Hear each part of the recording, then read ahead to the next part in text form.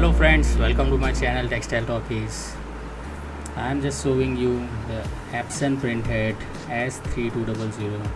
You can see there is one single electrical connection and two inputs, two output.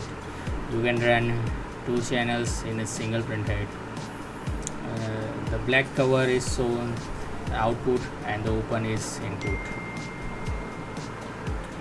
This is the head drive board in which each region of printhead is operated by each paper cables with a unique connector, and it is easily connected to the head drive board.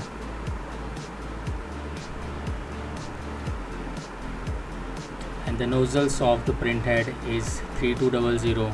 It is clearly more than 2656 nozzles.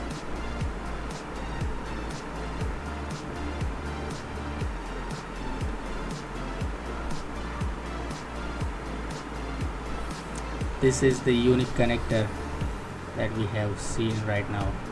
This is the surface. This printhead is divided into 4 different regions. Each region controlled by each paper cable.